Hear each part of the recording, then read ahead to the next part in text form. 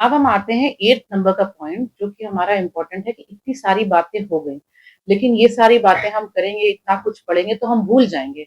तो हम भूल जाएँगे तो हमारी प्लानिंग कैसे होनी चाहिए? मेरा एक सजेशन है कि हमेशा कोई लिख के प्लान करिए, है ना? और लिख के डायरी में प्लान करिए, हर दिन आप पन्ने पलटते नहीं रह जाएँगे, डायरी बंद रहेगी, आप भी भूल जाओगे, सब भूल जाएँगे।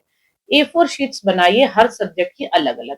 ए4 शीट्स जब आप बनाते हैं तो उसमें जैसे सब्जेक्ट फॉर एग्जांपल ज्योग्राफी लिखा है, तो एक साइड के कॉलम में आप लिखना शुरू उसमें आप कॉलम्स बना दीजिए। कॉलम में आप लिखना स्टार्ट करिए कि आपको क्या पढ़ना है। कौन-कौन सा 1 नंबर पे मैं ये पढ़ना चाहता हूँ, सेकंड नंबर पे ये पढ़ना चाहता हूँ, थर्ड नंबर पे ये पढ़ना चाहती हूँ, कुछ भी लिखिए। इसमें जो मोस्ट इम्पोर्टेंट बुक्स हैं, जो बेसिक बुक्स हैं, चाहे एनसीईआरटी क्लास 6 लिखो, ऐसा नहीं कि सिर्फ एनसीईआरटी बल्क में लिख दिया।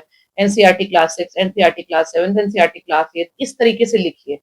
कुछ ऐसी बुक्स होंगी जो आपको लगता है कि यार ये तो पढ़नी चाहिए थी, बहुत इंपॉर्टेंट है but I have not read and I want to read.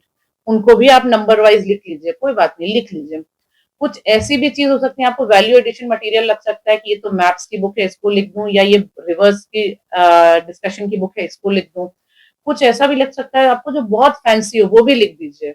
इसी तरीके से आप अपने ए4 बनाइए, उसमें जो आपको लगता है कि अगर आप एक आइडियल स्टेट में एग्जाम देने जाते तो आप क्या क्या पढ़ के जाते, वो लिख दीजिए। उसके बगल में एक कॉलम बनाइए रेड, कि आपने पढ़ा है या नहीं पढ़ा। Next column revise part 1, revise part 2, revise part 3। उससे क्या होगा, इस तरीके से आप सारे सब्जेक्ट को भी लिखिए। इसी तरीके से आप अपने टेस्ट पेपर्स को भी लिखिए। फॉर एग्जांपल कोई भी XYZ कोचिंग का टेस्ट पेपर नंबर 1 2 3 4 है, तो उसको 1 2 3 4 पूरा टाइम 40 तक लिखिए। आपने सॉल्व किया है कि नहीं, उसका सोल्यूशन पढ़ा है कि नहीं, उसको रिवाइज किया है कि नहीं, उसको फिर से रिवाइज किया है कि नहीं, उसको फिर से रिवाइज किया है कि नहीं। क्योंकि रिवीजन का हमेशा ये मतलब नहीं होता कि आप पूरा वर्ड टू वर्ड रिवाइज करो। रिवीजन धीरे धीरे वर्टिकल होने लगता है।